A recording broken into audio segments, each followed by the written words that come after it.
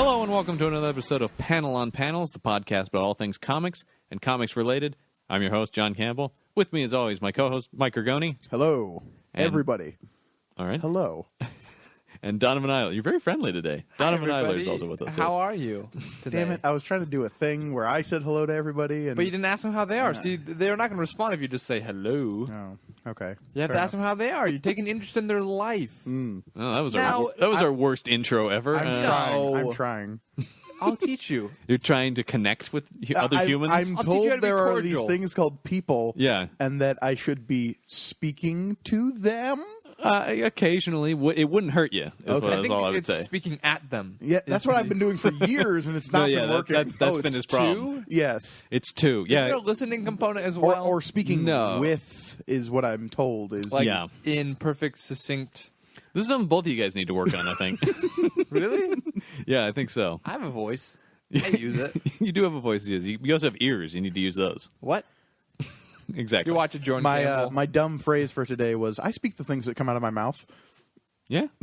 Not bad. Do you speak other things as well? occasionally. Okay. Do you have a daily dumb phrase? I don't know. I generally, at least once a day, I'll say something and be like, "Whoa, that was pretty dumb." That's going to be great for your What are you self-confidence. doing, Gergoni? Keep a book. Oh, boy. Your Jeff- parent on Christmas, your parents give you a bound book of all the things. You're like, by the way, our son's an idiot. Is what the book is called. If I'm very, very lucky, no one's It's a great around when I book. say these things. Or Okay. like one person. but then Yeah. you repeat it to go on our podcast, to go on the internet forever for at least 6 people to listen to. So, John, can we start over? I've made a terrible mistake. Let's start again. Hello and welcome to another episode. No, I would not put the audience through that.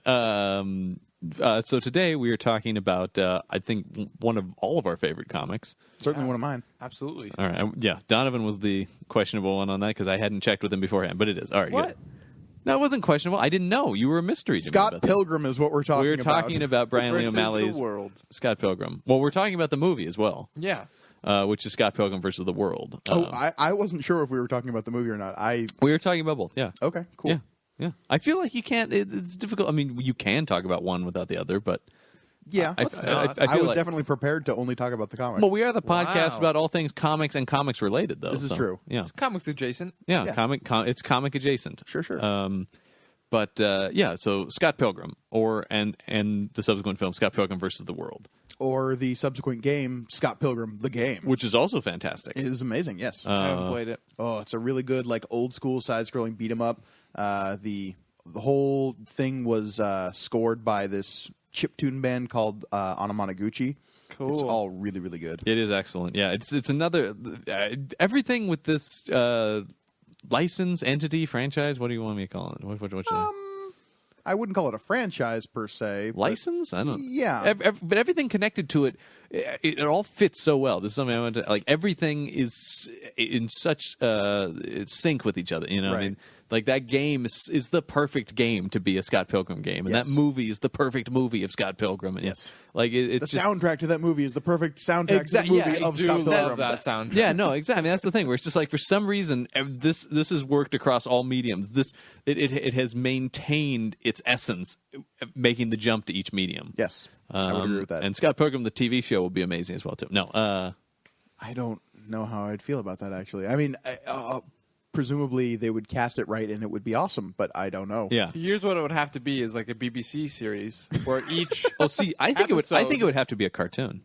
You think so? Yeah, You think there's enough content? yeah. I mean, For- I didn't think this was going to be the conversation we had, but a Well, perspective. we are having but I'm it just saying, now. I think the only other thing to do with it is to make it an animated thing. Sure. Would that be an ongoing series or just like make it as long as the comics itself? It could go either. I could see it going either way, really. John, you're clearly forgetting kabuki theater. That is also another medium to explore. Scott Pilgrim has yet to take kabuki theater. Yo, dong dong, Scott Pilgrim. That would be amazing.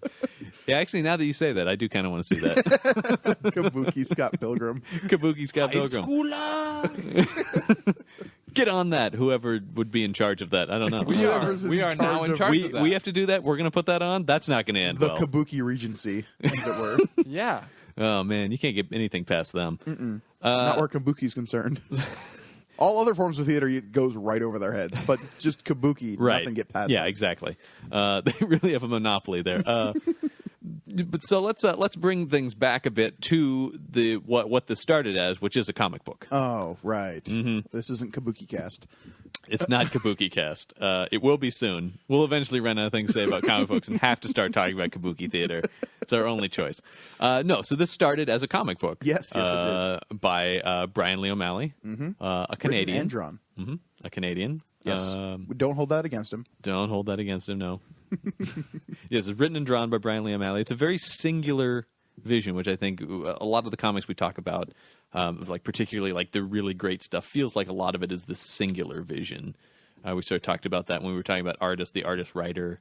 Yes. You know, there's no communication breakdown there. You know, it's just it's one vision, and this really does have a very specific voice. Scott Pilgrim. I mean, you know, it's uniquely itself. It is definitely, it represents the voice of a specific generation, and I feel like the reason we connect with it so deeply is because it's a voice of our, like... Well, this is definitely something I want to talk about, which is like, I think on one of the books, there's a pull quote from Joss Whedon about how this is the book of a generation. Right. And I was going to ask you guys what you think about that. Like, because I do think that. Like, I think this, in so many ways, represents like this time and, you know, age and whatever generation you want to call us, whether it be like millennials or exactly. Generation Z-1. There is I don't something know. there. I like Z-1.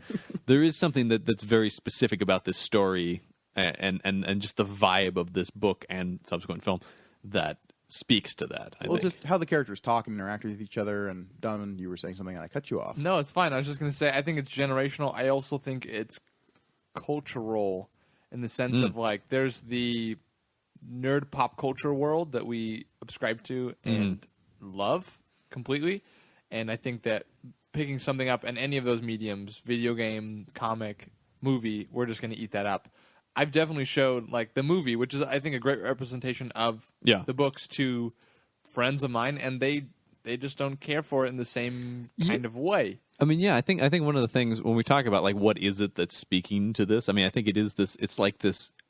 The characters in this book view everything through this lens of pop culture. That's certainly part of it, I feel like. I mean, I think that's it. I mean, because the whole thing is really, I mean, at the end of the day, to me, it's an allegory more than, I mean, like, you know, you can look at it as this sort of metaphor for like relationships and stuff, and like the idea that you're dating this person and everyone in their past is this evil person you have to fight and combat in some way. I mean, like, you know, there's this whole thing there about yourself and your baggage you're bringing into that is something you have to face. That's what I'm saying. There's like this action story that's I think really to me is an allegory about emotional baggage. Yeah, that's definitely true. Including fighting yourself. Nega Scott. Exactly. Yeah. Oh, it's so good. Nega Scott in the book, I feel, is way more impact. Nega Scott in the movie is a joke. Sure. Nega Scott in the book is much more what you're talking about, John, where it's that deep metaphor of just like throughout reading, because I just reread all 6 volumes of Scott Pilgrim. Me too. And throughout the series, there's a definite sense that Scott doesn't really have an idea of what he's done in his wake. And you see that kind of building up through the series until we get to, is it volume 5 or at the beginning of volume 6? I think it's 5. He fights Nega Scott. Right. But just the idea that he's kind of pushed all of this aside into this dark version of himself, and like how he like broke up with Kim when they were in high school, and how he treated all these people that he has these grand memories of, like fighting this guy on top of a building to win the heart of his high school love. But in reality, it was just some little kid that he shoved out of the way so that he could date the girl that he wanted to. Right. Yeah, I mean, that's the thing. There's this whole... that's what I'm saying. When this whole thing is like viewing this through this lens of it's an epic battle, it's this thing, but really it's just people with hurt feelings. You know? And I think that to me is one of the most impactful things about it, is how how crazy on the surface it is, but when you dig beneath it, how relatable it is. Definitely. To most people, particularly people of our generation and age. Yeah.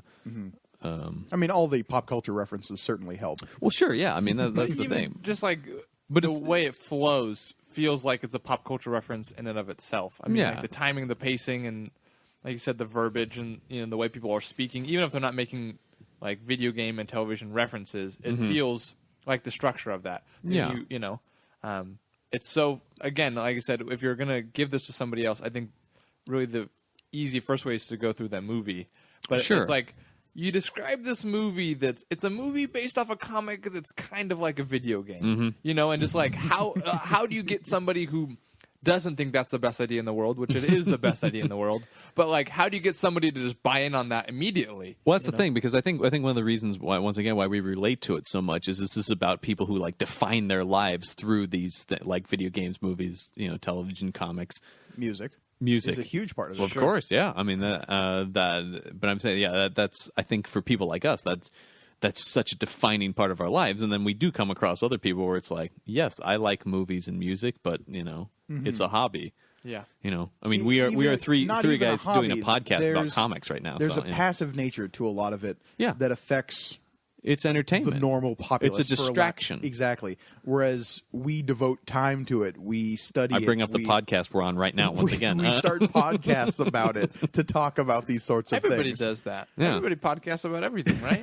Sure. Well, nowadays, yeah. Yeah, actually, that's a pretty fair distillation of things. But the now. fact that we have such a deep and abiding love of these things, and we go the extra length to, I said study before, but that's I think the only word I can keep coming back to, because I mean we've taken classes about comic books. I've taken a class called Video Games as Literature, for God's sake. I haven't yet taken the Star Wars class. I'm looking for it, but they're out there. I'm sure there is. Yeah, there definitely are. But that's exactly the thing. That's what this is. It's like the way we relate to the world is through these things we've seen, read, consumed, heard. You know, I mean, whatever. Even if that's not the most healthy thing in the world, because I'm not saying it is. No, but it's I don't- our norm, though. Right, and I'm not entirely sure that the comic is stating that that's a bad thing necessarily. Right. That specifically. I mean, But if there's you're a certain level of detachment that can be gained from that is not necessarily a good thing. right, exactly. Yeah. Yeah. Ooh, insightful commentary. God. Wow. On Well, here. that's our episode, everybody.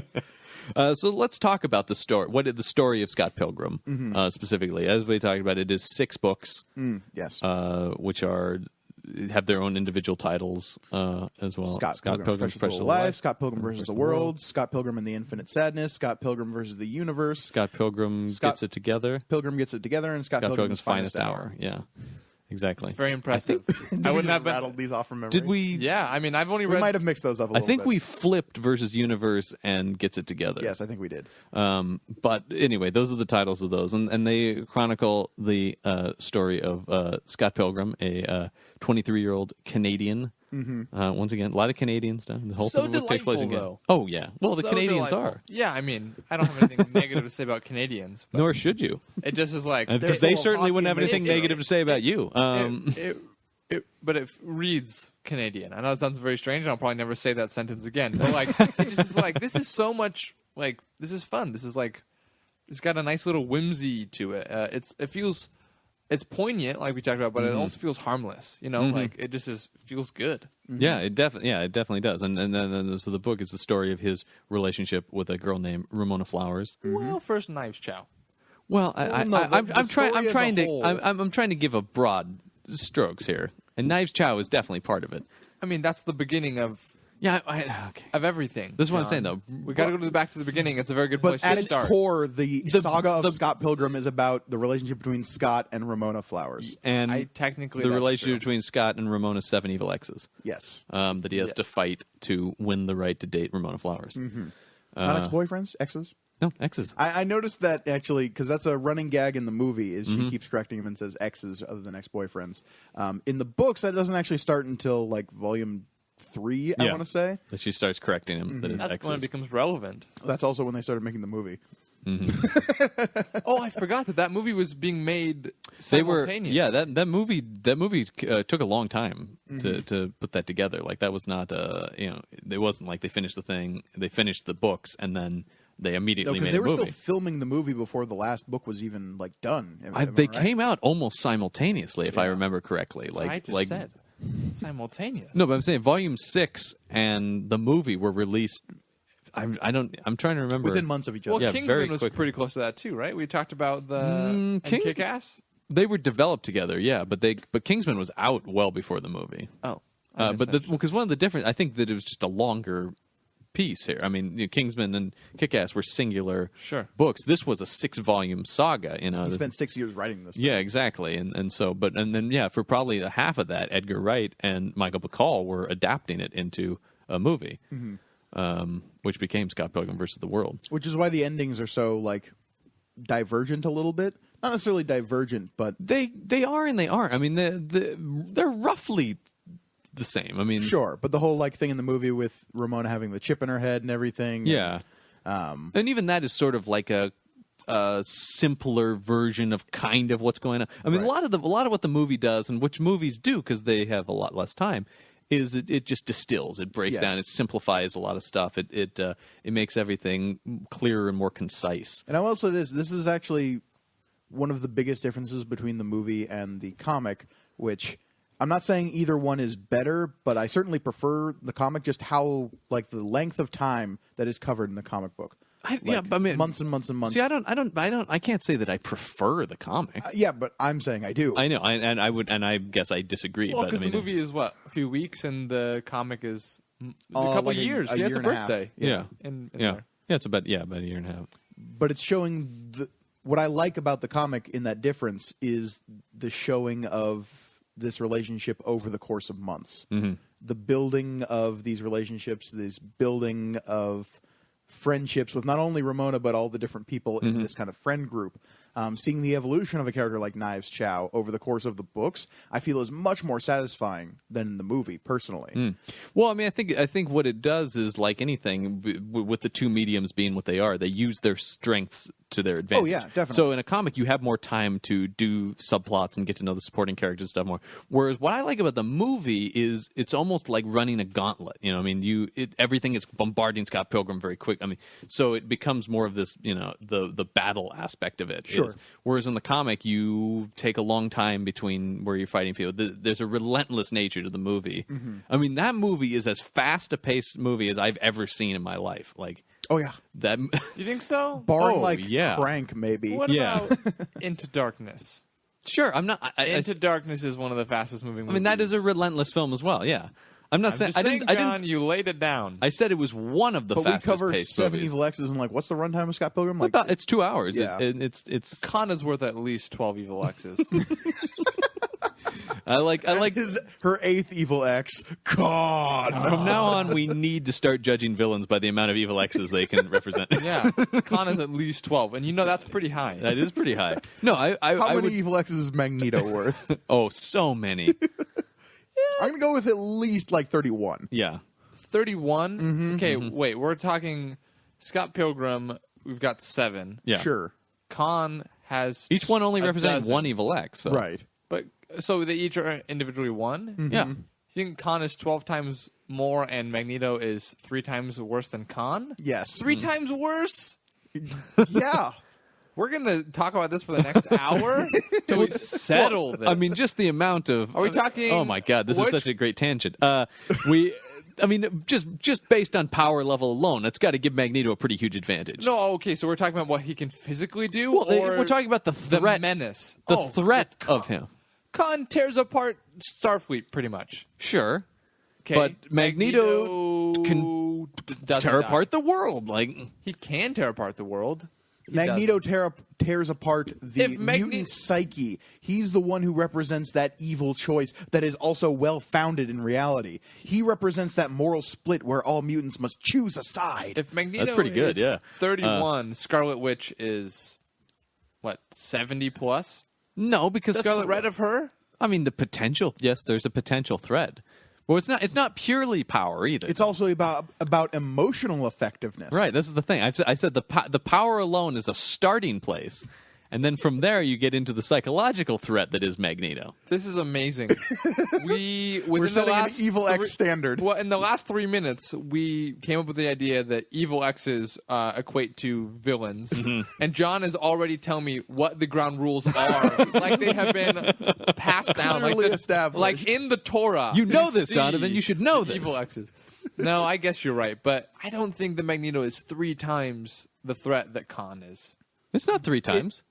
31 is 31 is a not little 3 less times A 12. little less. 36. I could have kicked it up to the 36. I didn't. Wow. You made that choice distinctly just so I couldn't say three times? Just like 2.75, I think, is about the threat level we need. Yeah. I'm just saying, I think we're going to have to sit down. Look, I love Khan. There's We're going to have a he's a great council villain. meeting and figure out just how many We'll call it evil quorum. X's. We'll we're call gonna it quorum. Yeah. Yes, that's perfect. Also, while we're on the rating subject, Yeah. something that we did not do for Daredevil, I Mm-hmm. apologize, and something that we need to do for the movie Scott Pilgrim vs. the World. Out of 7.5. Oh, right. What do we give Daredevil? Out of 7.5. Oh, it's 7.5. 7.5 out of 7.5. 7.5. Yeah. Okay, Scott Pilgrim vs. the World. 7.5. I'd give it a 7. You're going to take what? 6.95. You're taking off half at 6.95. Yeah. I take go off half full of- 7.5. I take off half a point because of my love of the original source material and like the time it takes to develop these characters. Also, the character of Kim Pine, woefully underdeveloped in the movie. I agree. John, where? I mean, she is, but Think about but what no, the past Kim scores have Pine is been. in that movie as much as she needs to be in that Sure, we movie. gave Yeah. Kingsman what, like 5.5, maybe 6? I don't remember what we gave Kingsman exactly, but Something it was somewhere in the similar 5.5 to the I'm 6 just range. saying, like, Oh, it's- 6.95 is great. That's Out of 7.5. yeah. And we consider Daredevil damn near perfect. I consider Scott Pilgrim. There was damn near eggs in perfect. there. Other than that, Daredevil's pretty great. He's not redheaded. I mean, we should. okay, we should, like- 7.4. 7.4. oh, it's just going to keep ticking down. I like over the course of I've many. got to pull out that list again. Anyways, How long ago was Daredevil too that we talked about? Weeks and weeks and weeks. Yeah, a long time. we so. just. Hey, I'm sorry. I was listening to that episode again. I love the Mm-hmm. sound of my own voice, and I realized we did not. That's rate true. It. That's we true. To hold, We need to remember to do that. Okay. We did rate obviously Age of Ultron and stuff. Which Yes, you can of go course back we and, did. and I'm listen just to saying that. we missed Daredevil. I don't know how we missed. I don't know. Yeah, no. Fair point. All right, so let's see. Back to Scott Pilgrim. Scott Okay, Pilgrim, right. so somewhere wild between, tangent. Like so he fights the 7 evil X. That's the broad stroke story. And each of, evil X is worth about one evil X. Yes, Yes, we've established this. approximately. And they're each worth a different monetary value because when they die, they Oh, right. burst They into explode coins. into money. This is Not true. always. While we're talking the movie or the comics. We're talking both. I Because mean, doesn't Roxy explode into like little furry animals in the comics? Yes, she but does. Coins Rabbits. and Yeah. rabbits in one, and yes, that's true. coins She in does. the movie. Mm-hmm. I like Everyone- that they kept everything the same. In Everyone in the movie is coins, and that and I makes sense. like the bus fare. You know, they get, which I think also there's a discrepancy. This is a weird thing to say, but in the comic, I think Matthew Patel is worth less than in the movie. I think he's like 210 in the comic and 240 in the movie. It's inflation. I must be. Yeah. I'm just saying it was something. Inflation. That's is what something Evil that X when is you're worth. watching that movie, you're like, wait a second, they were 30 cents off. I never thought that. Well, some people apparently did. Wow. When the book was written, bus fare was significantly cheaper. Sure, I get that. They're trying to be relevant. Yes. You know. Like I said, bus inflation. So, As yeah. opposed to inflatable This- buses, this which is totally different. So we let's talk about some of the characters in this book. Obviously, we have Scott Pilgrim, our protagonist, our hero. What do we want to say about Scott? Scott Pilgrim. What I like, Scott Pilgrim is he's a slacker. He's a slacker, and he's kind of a doof, I guess. Yeah, he's oblivious to Yes. a lot of situations. But that is where kind of his problems start to stem from, and we see that as the book's going forward. Because he's not a dick, but he sort of ends up doing dickish things based on his obliviousness. He just doesn't get it. Right? Yeah. He's kind of clueless to those around him, and he doesn't have a particular regard for their feelings, but he's developing that as the series goes on. Yeah. Yeah. Especially where characters like Kim Pine and Knives Chow are concerned. And maybe less so in the movie. I feel like he developed. You know, again, it's a duration thing, but in the movie, you don't feel like there's a huge realization of that. I mean, He grows up a bit, but it's yeah, not. he definitely grows up. I mean, there's I would say he has the same arc. I mean, it may be a more extreme arc in the comics. Because I think also in the movie he doesn't have nearly the same level of problem that he does have. Sure. He does have the same problem. Once again, everything is because But we of the don't time. see it necessarily as much in the movie as No. opposed to the people's lives he's affected over the course Right, of because they just his don't life. They just don't have the time to do that. Like there's the whole backstory in the comic of his relationship with Kim in high school, but also that girl Lisa, and Who is not in the movie? who's not in the movie at all. She doesn't need to be. No. But it gives us a good window into who Scott Pilgrim was before this. There's also the whole relationship he has with Envy Adams in college. So we see three very distinct times in Scott's life, and that's like high school Scott, college Scott, and the present Scott. And we're kind of led to believe that he's always kind of been the same person, but as the book progresses, we see that, like, no, he was, like, maybe kind of a jerk in both high school. But in college, we get less of a sense of that. But in high school, it's like he might have been a little bit of a jerk, and he just kind of put it out of his head. Yeah, for sure.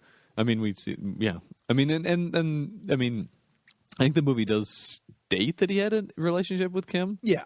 And the Envy Adams is a big deal in the movie. Yes. Well, and they make it pretty apparent with Kim through their interaction in the movie. I mean, they do have outright say they it. have the same relationship in the movie that they do in the comic. Just once again, it's not as focused.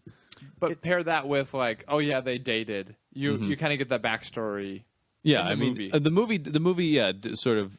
I don't think Just anybody left blatantly there like. states it. Yeah, but I mean, like you said, I mean, through the way they interact with one another, particularly her towards him, you get that you get there's a sense of backstory. There's a history between those two, and then having read the comics, you have an idea, a much bigger idea of what that history is. I will say this: the character of Kim Pine is one I believe you can talk about in great depth when you're talking about the comic.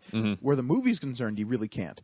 She's a fun character in the movie, and like, yeah, they clearly had some kind of like past relationship. It's not all that important to the movie itself. Right. In the book, I think it's hugely important, and it plays a huge part into Scott's evolution as a character and him coming to realize all of these things about himself. Yeah, definitely. Yeah. So, so we've talked a bit Which about is it. why I subtracted a couple of points off of the movie.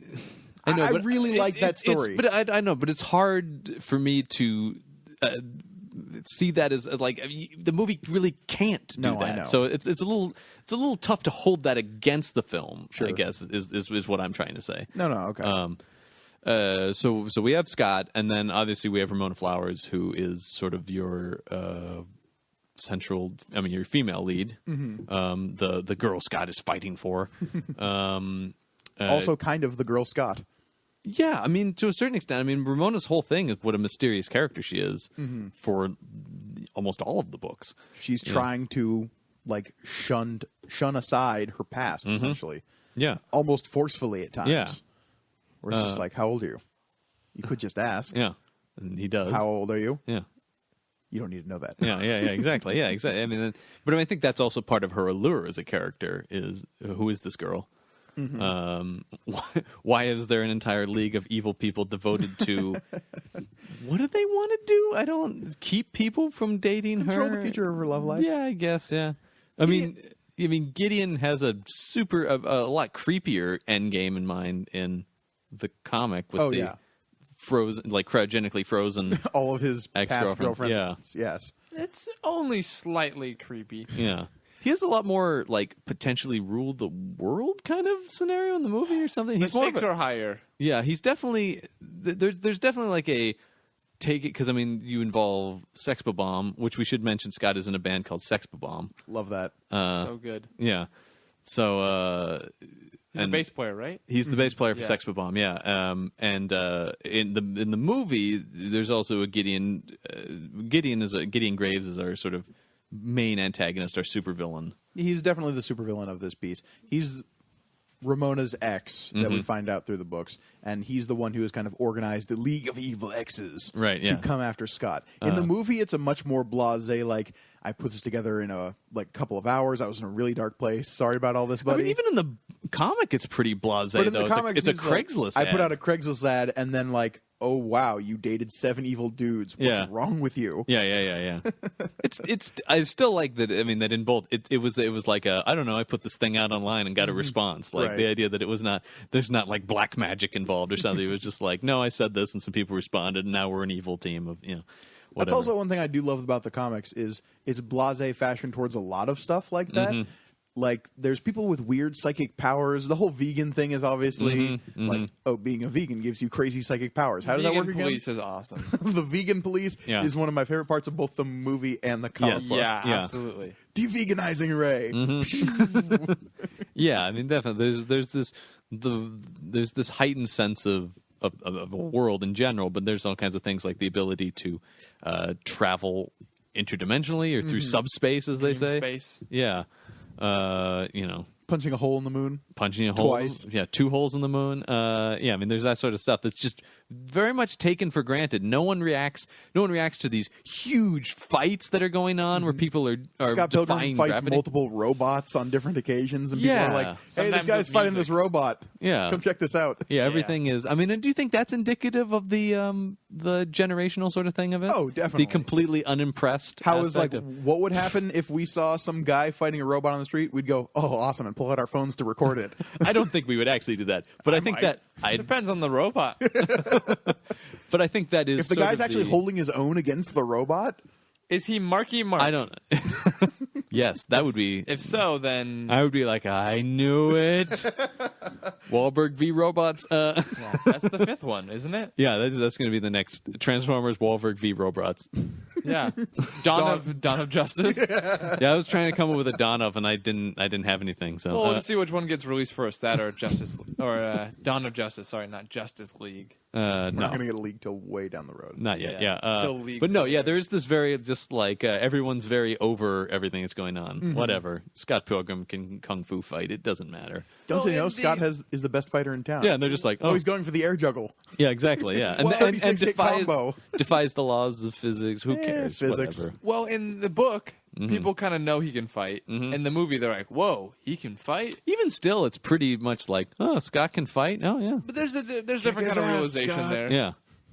You know, it feels a little different. Like in the story, it's almost like, "Oh, this kid's been in fights before." This is like, "Oh, he's not been in fights before, but he somehow knows." Yeah. My assumption is through video games, Right. How to fight. Because I mean, there is we've sort of mentioned video games before. There's a whole video game vibe to this. Oh yeah, you fight the 7 guys to get to the final boss. And, Right? Yeah. There is a P bar. Yeah, there is a P bar in both the movie and the book. Yeah. Have that. Yeah, I mean, there's all kinds of video game references. I mean, some of them specific video game references, but for the most part, it's just sort of video game tropes. Yeah.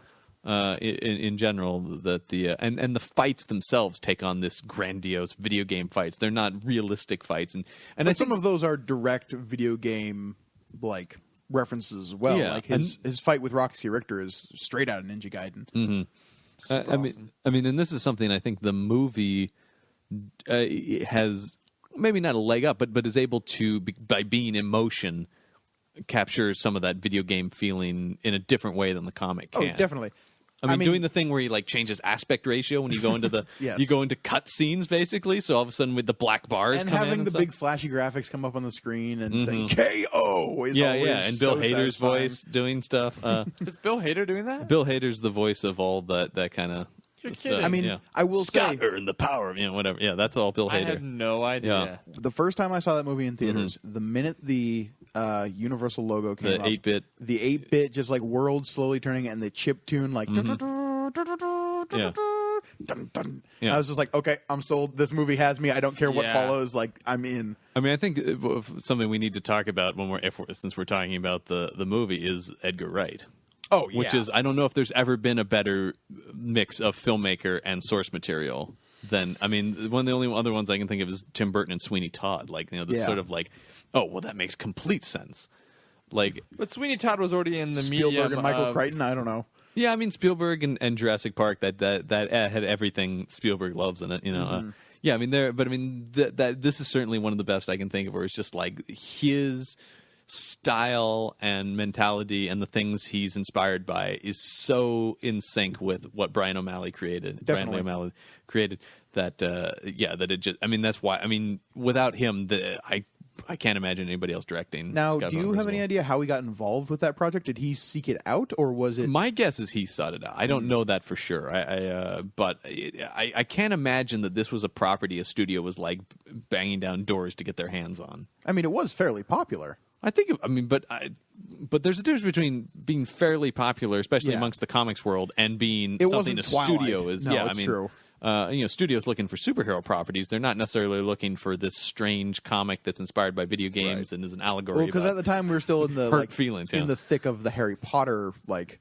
Yeah, I mean, mess. I mean, I think it seems to me that it probably would have been Edgar who wanted to do this, and because one thing I could only imagine him reading this and thinking, oh, this is my kind of thing. I mean, Right. I mean, because only he would take the kind of visual, do the kind of visual stuff you would need to do this. I mean, the quick cuts. I mean, really, his kind of visual style. Yeah. Is like the minute I heard he was directing this movie, I was like, well, yeah, of course he is. Mm-hmm. Yeah, I mean that's exactly it. Because I mean, his movies are already very.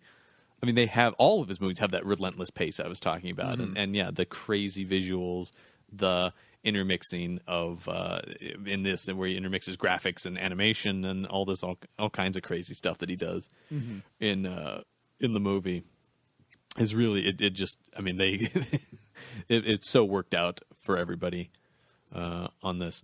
And we can talk about the art style of the book actually a little bit. We should talk about it. I don't think we have actually. Yeah, we've been talking about the visuals of the movie. It's true, but I mean the art style of the book is very very specific. It's also very telling of all of these references he's making. There's all these little background bits of just like if you're familiar with nerd pop culture, there's going to be like 8 or 9 things per book that you'd be like, oh, I know that thing. But the book is also, I think we've talked about this before, this sort of, in relation to other comics, we've talked about this before, this sort of mix of this very super stylized, almost cartoonish character designs, but then a fairly realistic world surrounding them. I mean, like things are drawn, and I mean, the backgrounds are very detailed. It pulls a lot from, like, manga imagery. Sure, yeah. You have these cartoonish characters who can, like, fall down cliffs and stuff, but at the same time, they're in a very real world. Yeah. Like, the buildings all look real. The ground around them all looks real. So you have this strange mix of cartoonish and with in realism. fact, much of the things in the book are real. They are real places that Brian Lee O'Malley lived or went to. Yeah. I mean, it's rendered lovingly and accurately. In Toronto? Yeah, exactly. Yeah, and yeah, that's. I mean, and I think the movie does a good job of capturing that by doing these crazy things with real actors. My favorite, like, I guess you might want to call it an outtake or something, is them trying to get that scene of him throwing the package behind his shoulder into the garbage can. It was like 30 some odd takes of trying to get it perfectly. Which is insane because you're just like, oh, you would think, oh, they've got a rigged up thing. It's CGI. It's something. I mean, that's one of the incredible things about the movie is how much of it is the actors, how much of it, all of it is shot by Edgar Wright. He did not use a second unit director, which is I don't know how much people know about filmmaking, but most movies are shot where you have a director and what's known as a first unit, which shoots anything involving the actors, and then anything that doesn't have the actors in it, whether it's stunt people or vehicles or exteriors of buildings and things like that, are shot by a second unit or a second unit, not a third unit. It is a second unit. Yeah, but he shot all of it. He shot all of his own second unit stuff on the weekend when the actors weren't there. Sure, because he wanted to control every frame of that movie, and so in that way, that sort of connects to that singular itself, vision. Yeah. Of because there's definitely that sense as the art definitely evolves as the comic series goes on. Oh yeah, because I believe at least in the last volume, he had a couple of people helping him with like shading and stuff. I believe. I think throughout all of it, he had people with him. Sure, and that's again very much in that manga style because there's a lot of times in these books from like the shonen series are these long running series that can go forever, or these like ones that come from specific publishing houses where you have teams of people working on these books that. Like, yeah, that's also true in, like, mainstay comics, because you have, like, colorists and letterers and stuff like that. But for these comics that are mostly in black and white, like Scott Pilgrim, at least originally, because I do want to talk about the colorized versions, because those are freaking gorgeous. Oh, yeah. But you do have, like, these teams of people working on the fine details of different pages, where you have one main artist doing a lot of the, like, character work and like action stuff, but you have all the background stuff filled in by these teams. Right, yeah. I mean, which is sort of applicable to filmmaking in that way. It's true, to a certain extent. You were talking about the fact that the comic is in black and white, which is somewhat surprising considering the subject matter. I mean, you would think of almost like a pop color kind of look for something like this, and the movie definitely does have that. These vibrant, bright colors, and the colorized versions of the books definitely do. But have you read those? I've at least seen them. Yeah. I haven't. I mean, I flipped through them. I don't have them, but. I'm slowly acquiring them all. Yeah, I mean, I definitely want to get them at some point. But it's another. I want there to be a box set. There isn't yet. Yeah, so I'm having to buy them one at a time. It is one of those things where it's like they're not inexpensive, and there are comics I don't already own. So there is sort of this like But buying debate in my 6 head. like hardcover books of a thing I already own for like $25 a pop, it's like probably going to be close to $150, and it's just like one at a time. Yeah. They are gorgeous. Yeah, no, exactly. No, they're beautiful, and But I mean, we can't speculate this, but it's interesting that the original book was in black and white. There is one in, is it volume 5 or 4 that has the beginning that's in color? I think it's 4. Bits in color. Yes, I believe it's 4. Yeah. That's But when I looked at that, I was like, oh, why isn't the whole thing like this? It's just very interesting to me that it just feels like cost. Yeah, I mean, time. it probably is. I mean, it is an indie book, but it just feels like everything that it's inspired by, colors are so specific. I mean, that bit ends with the like title sequence, for lack of a better term, is kind of a play on the old Sonic the Hedgehog opening title, title screen. Well, just the It idea looks gorgeous. that every one of those books has a title screen. There is a certain point where there's a little bit of there's a few pages and panels of some story, and then bam, there's a Scott Pilgrim, whatever the subtitle is for it, Right. Well, which is very exciting. It's like a movie in that sense, or a video game. Yeah. in the books, Ramona changes her hair color like 10 times, and it's a black and white book. And there is one thing where she talks about the color of her hair, and there's a little thing that says, "Note: this book is in black and white." Yeah. That I love. Whereas Yeah. in the movie, she changes it like 3 times, and you can I see. think she changes it more than 3 times in the movie. I don't think so. I think she changes it probably 4 we times at could least. I don't know. Stop and We'll stop, go watch the movie, and then come back. No, or just Google it, but I think it's 3.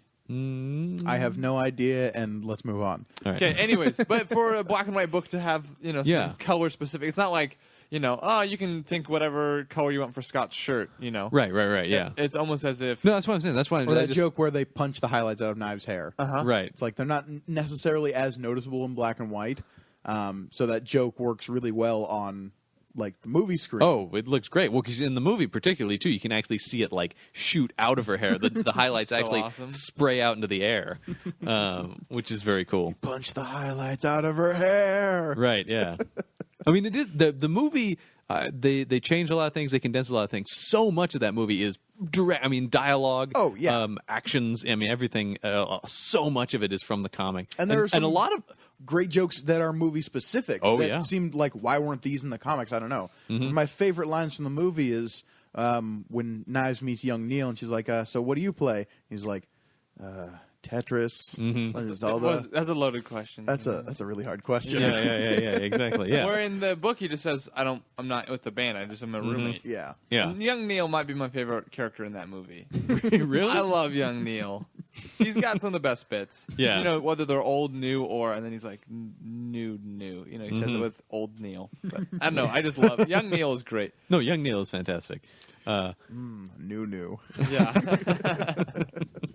But yeah, I mean, there's stuff like that. Yeah, going from the movie. I mean, how faithful they. I mean, almost the whole first book is in the movie. Really, A large chunk of it. I mean, I feel like that's what they use of any of the books. The most of the first one, Scott Pilgrim's Precious Little Life, is in the movie. Yeah. As opposed to where they start pulling, they start cutting out a lot more stuff.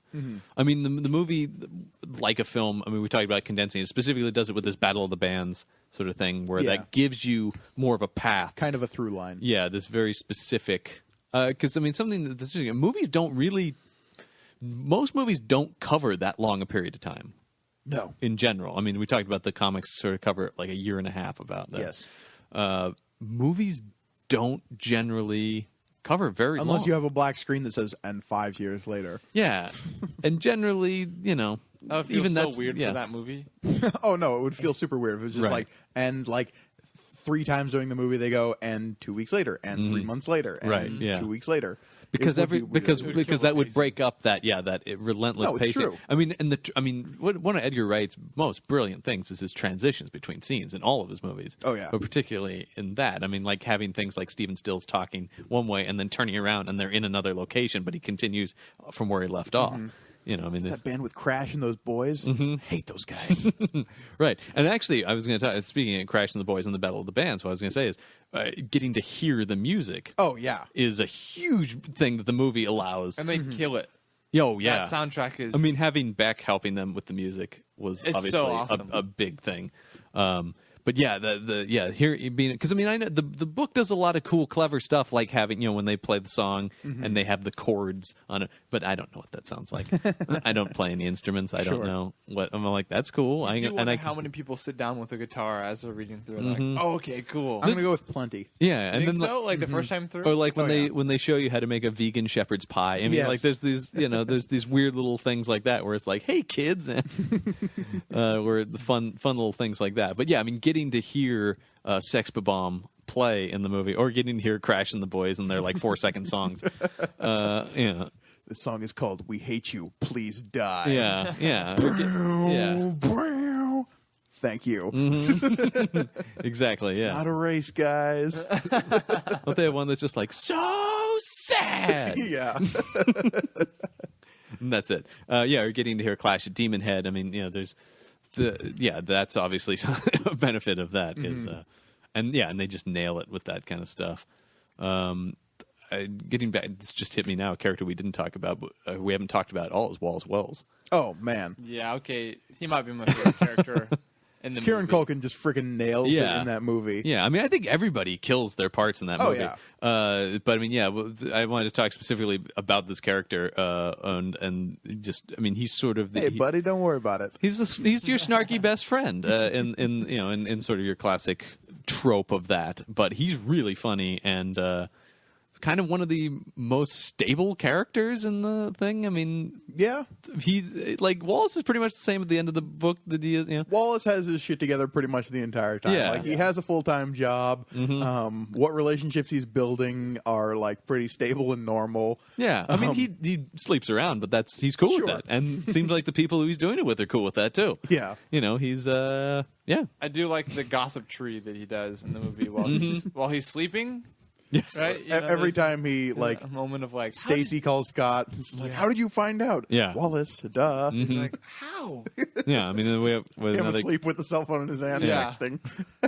Another character we haven't talked about is his sister Stacy Pilgrim, who's in it throughout. Is that Anna Kendrick? That is Anna Kendrick in the movie. Yeah. She's she's there frequently to do things like, oh my God, Scott, I can't believe you're doing this thing. Oh, how'd you hear, Wallace? Yeah. She's just one of the other pieces of like. There's all these little side characters and sub characters, and I guess tertiary would be sure. I would call Stacy Pilgrim probably a secondary character. Yeah, the tertiary characters. I mean, like her. She's probably in it as much as like young Neil is. Sure. Yeah. But then you have characters like what's Stephen Still's girlfriend's name? Julie. Julie. Yeah. I mean, she's in the book plenty. Even if you don't like her because you're not supposed to. No. They make that very easy not to like her. Yes. There's also Como, the guy who knows everybody. Yeah. Yes.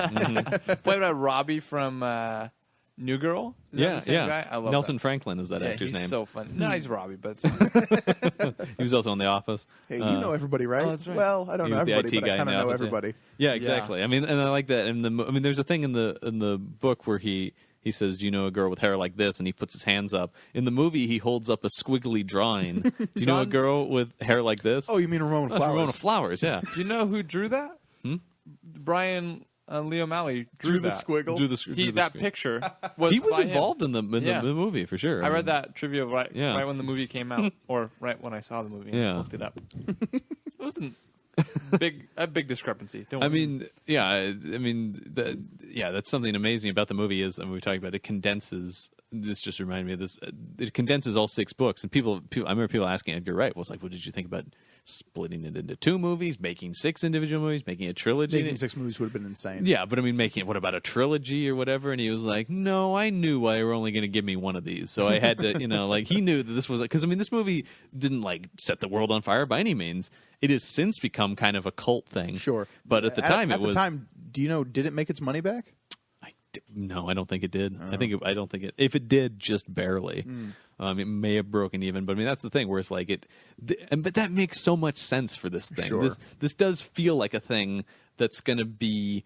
It's maybe not going to appeal to everybody, but the people it does appeal to, it's going to be their favorite thing. I know for a fact there are regularly screenings of it in and around town. Right, exactly. I mean, I think that that's something I'm fascinated by these things, and it almost seems like it's the way the world is going, just with pop culture in general. Is this feeling of like, okay, not everybody's going to love this, but a lot of people are going to love it more than anything. Well, and now they can be noisiest with like Twitter and Facebook and all these things. Like, if you like something, you can tell the world literally and gain traction. Kickstarter. Like, think about how many people you need on Kickstarter. Yeah. One, if they have all the money. If not, a whole bunch of people with the sum of the money. You know, like it's a time. I think all three of us are some of those people with some of the money. Sure, yeah. Yeah, some of us are some of the people with very little money because of Kickstarter.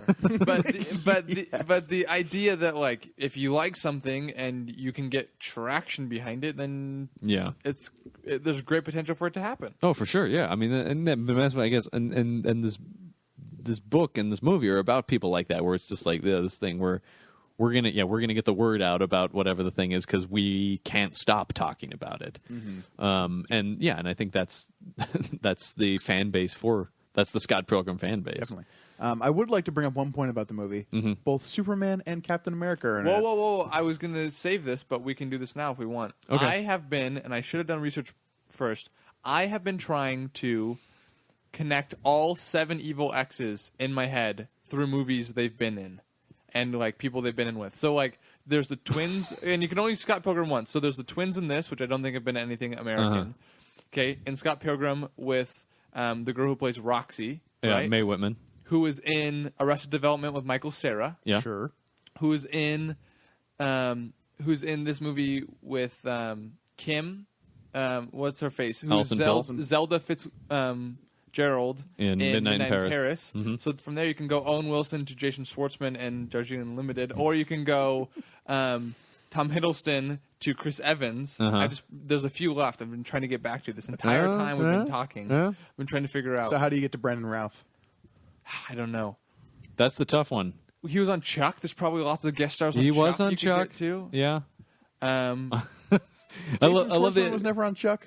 Schwartzman was never on Chuck. That kind of shocks me. He'd be awesome on Chuck. Oh, it makes sense. Yeah, I mean, they had sort of all the sort of nerdy icon people, which I think he's becoming a nerd icon. It seems like to me. Schwartzman? Yeah, I think he's kind of always been in that yeah. I mean, sphere. Yeah, because he's like a cool nerdy guy. I mean, like he's Yeah. Matthew Patel is going to be the difficult one. I don't know that I've seen that guy in anything else. Maybe if so, he is not registered to me. I mean, he could be because the way Matthew Patel looks is very specific, and I could easily see that guy having been in something else, and I didn't know it because he didn't look like Matthew Patel. Yeah. Anyways, if people listening have a chain, I've been trying to figure this out for like an hour now, or however long we've been recording. But it is interesting. I'm looking at John's shirt. John has I all do the have characters from the movie. I on do the have a shirt with all the looking evil at all X's on the it. Yeah. evil X's at the top, trying to figure out how to connect them. Yeah. I feel pretty proud though of what I've been able to accomplish in the last hour.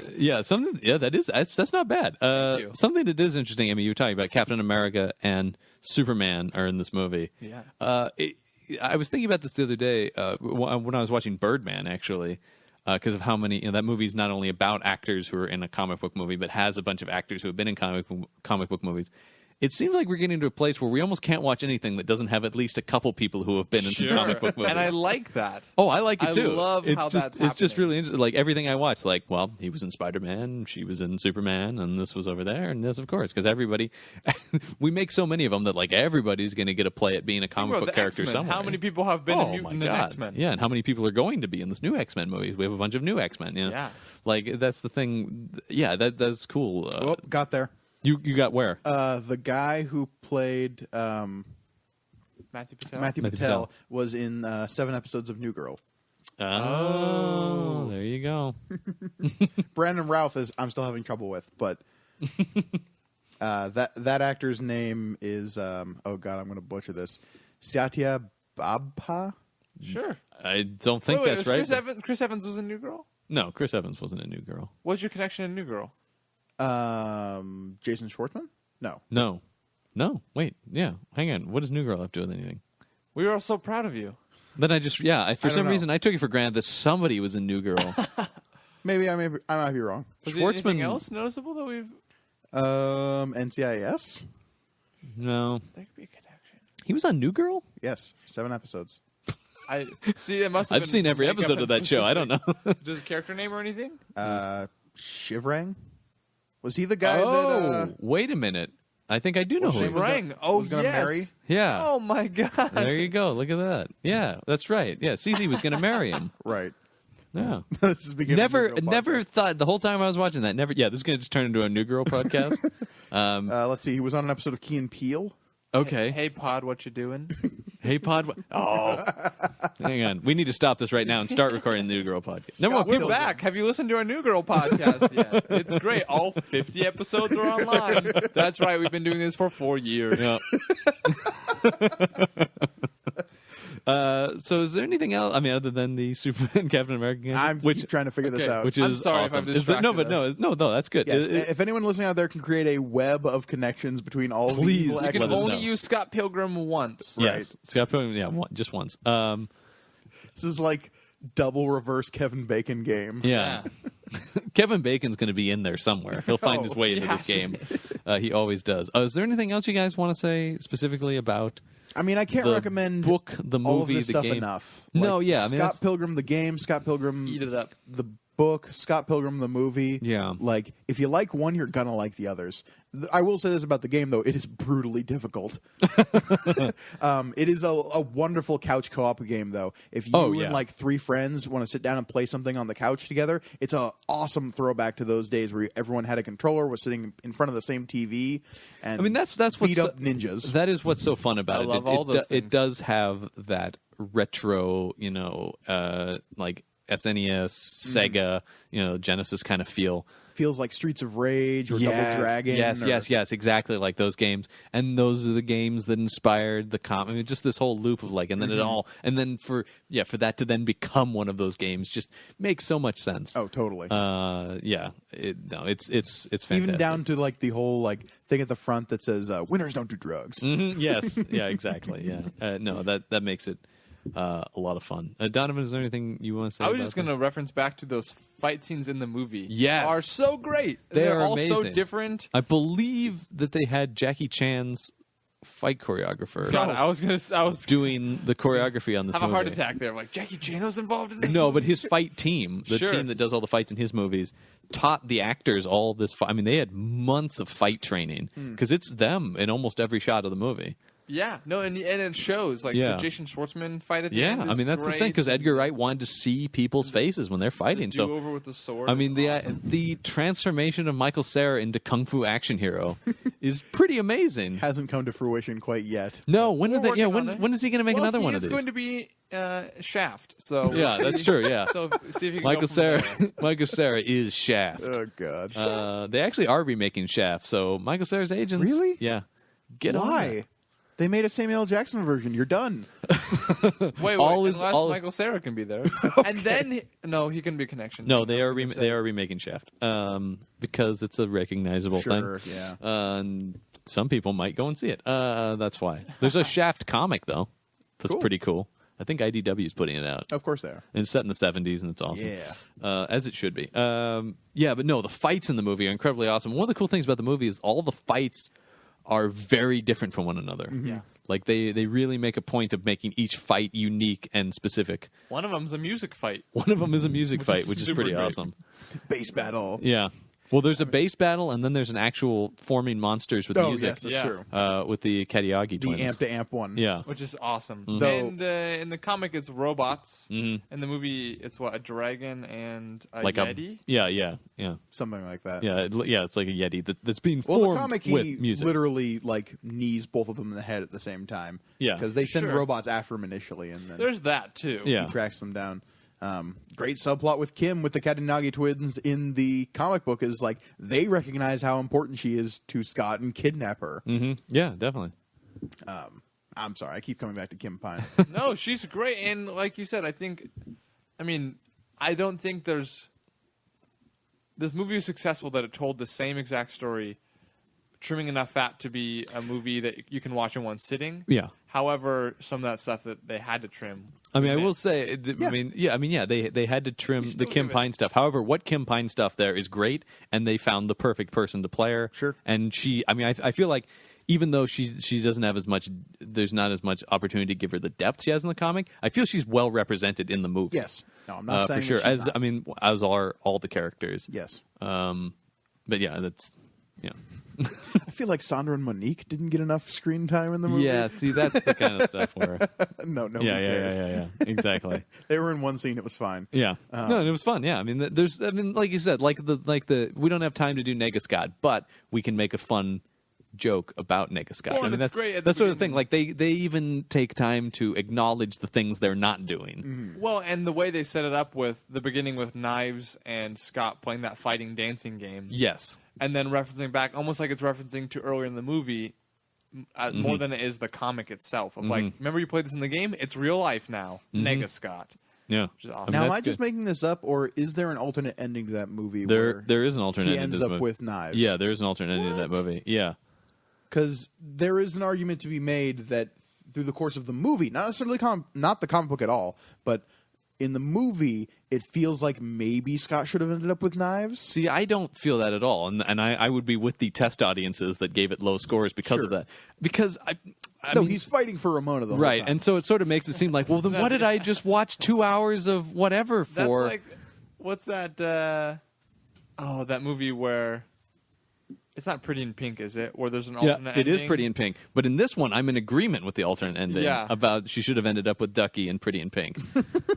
Yeah. But she's not fighting multiple people to get with Andrew McCarthy. Wouldn't that movie have been so much better? Pretty in Pink would be my favorite movie if it that was needs the case. more ninjas. Molly Pretty in Pink. Ringwald fighting ninjas to win the heart of Yeah. Andrew McCarthy. Where's that movie? I don't know, but it should exist. But I think in that case, that would make more Sure. sense to me. But it's the same idea of Yeah, like- especially because he made a gender-reversed version of Pretty in Pink called Some Kind of Wonderful that does end that way. And you like it better? I like it much better. Some Kind of Wonderful is like quietly one of John Hughes' best movies, but hardly anybody's seen it. I like the idea of quietly being his best And thing. not only one of John Campbell's favorites. Yeah, it is one of my favorite movies, actually, Some Kind of Wonderful. And people should watch that. I didn't think this podcast would turn into me Out recommending... of, well, I mean, I think I know the answer, but out of 7.5.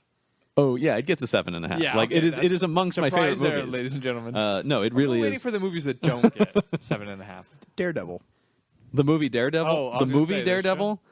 I don't want to put a number on it, but yeah, it's not 7.5.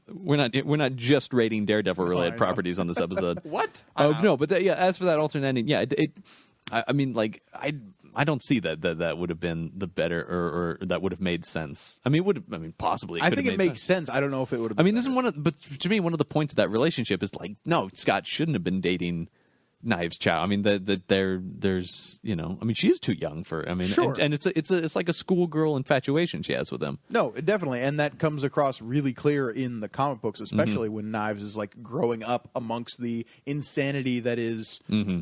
The Scott Pilgrim whirlwind of relationship issues, Right. And the Knives character developing in the midst of that is one of the more interesting like subplots of the book. Sure, yeah. I mean, and then there's this whole thing about the damaged. I mean, that both Scott and Ramona are damaged people, and they can perhaps fix each other in some way. Whereas Knives should and did dodge that Yes, exactly. Yeah, by getting dumped by Scott when she did. right. Yeah, exactly. So, final thoughts on Scott Pilgrim? Or It's amazing. yeah, it really is. Yeah, I don't think I Take a weekend, read all 6 volumes. Mm-hmm. There's a wonderful box set of the original trades out there that you can track down. I would recommend the colorized versions, but like I said, those are a little pricey. Yeah. But the But yeah, trades, read in whatever but the form you can paperback get it. black and white ones are still really, really good. You can find them for pretty cheap with that box set. Oh yeah. They're Quite pretty amazing. inexpensive. You can get them on Amazon for like $8. Yep. the whole set. No, a piece. Oh, a piece. Yeah, I was like, yeah. I don't know how much the whoa. set costs, but the book, the individual books are pretty inexpensive. Yeah, so check them out. They're really, really awesome. If you're unaware of I them, think that's an overall recommendation for this episode. that is an Scott overall Pilgrim. recommendation. But turning to our individual recommendation segment as we Yes. end every show, what are we liking this week, guys? Donovan, you want to start? Sure. I just started reading. I feel like I say just started reading every recommendation. Some things I have finished. Because you I can't promise. commit to anything. Is the Sure. Yeah. If it sucks and I pull out, I don't come crying to me. No, but Let's read into that sentence a bit, shall we? I saw a look in your eyes as soon as it came out of his mouth that I was just like, oh no. I'm just gonna kind of. It makes complete sense what he said, but it can be totally turned another I'm gonna way. pause him here for a second and just pretend to be dead. Keep on walking. Anyways, I've been reading... Folks, you heard it. You can write your own jokes. I've been reading... Please don't send them in. But that will be a shirt. We're going to make a shirt that says, if it sucks, I pull out. Wow. The picture of Donovan's face with like a slightly apologetic look. Fair enough. Fair enough. That's the English language for you. Anyways, I've been reading... Double entendres. She-Hulk by Dan Yes. Slott.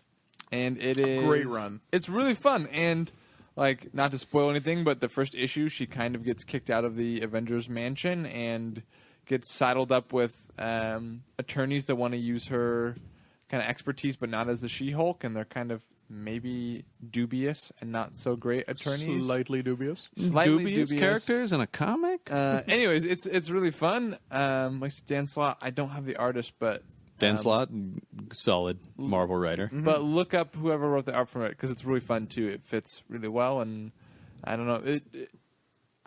The She-Hulk character is kind of somebody that's always been high fantasy to me, but she's becoming very accessible through this comic book. I would highly recommend both that and the new run of She-Hulk. Charles Soule. Yes, that's being done right now is also really, really good. Oh, great! I will probably polish that off at the end of the slot.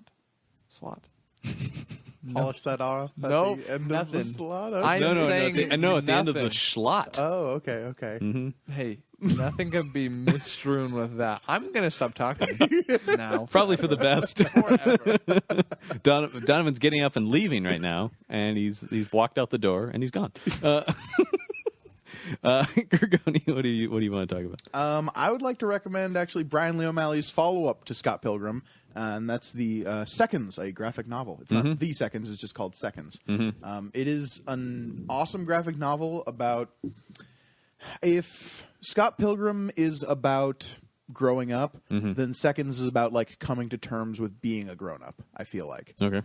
it's a really good story about a girl who's kind of trying to cement the foundations of her adulthood by like starting businesses, and like she's running a pretty successful restaurant and she's trying to open up her second one. That's where part of the title comes from. Yep. But also it has to do with like serving food and having seconds and stuff. But also the weird part of the book, which is an awesome little fantasy twist, is that she finds some magic mushrooms in her house/restaurant that let her relive like moments. They're of the actually past. magic mushrooms. They're literally magic. She eats the mushroom. She can go back in time and like change little pieces of the past. And it's one of those monkey's paw things where it's like you can change the past, but what happens and when that starts refracting outwards, and what changes the changes. Yeah. And it's an awesome story. I think it's a very, very strong follow-up to Scott Pilgrim. Have you ever read his first book, Lost at Sea? Yeah, I also read that. I can recommend that as well. Yeah, that's the copy you're holding there, Donovan, is the signed copy that one of my roommates picked up at Powell's, which is super cool. Very cool, yeah. But yeah, Seconds by Brian Lee O'Malley is a great novel. Awesome. All right, the book I'm recommending this week is another book from Oni Press, the company. It's a Portland company that put out Scott Pilgrim. It's called You Have Killed Me. It's a noir detective story. Very much in the vein of something like The Big Sleep and Maltese Falcon. It's a private eye trying to find like a missing socialite. And he's got a history with the sister of the girl in the family, and Of course. twists and turns and mobsters. And How much of there is it? there's just one book. Just the one book? Yep. About halfway through, do you have any idea what's going on? By the end of the book, do you know what's going on? Yeah, pretty much. Yeah, but And you're like, well, then who shot this person? No, there's not. It does make more sense than the actual book, The Big Sleep, which makes no sense. But it is very twisty and confusing. All right. And hang on, did this what you him do I trust?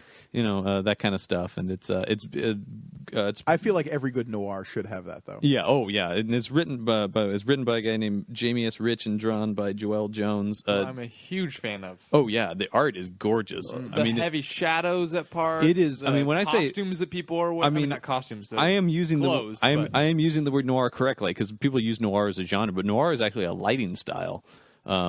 and this is nails noir. it. Yeah, I mean it is the thick blacks, the shading on people's faces, the shadows, it's that smoky, heavy blacks, high contrast filming of like the 1940s, those post-war studio films when everything got really bleak and dark and hard-boiled, and movies were awesome for like 6 years, and then they were What happened? Yeah, then we don't make stuff. Then like we that. invented sci-fi movies. We had Yeah. Dead Men Don't Wear Plaid, John. Yeah, Let's and Frank not Miller's forget. still doing his best to keep that alive.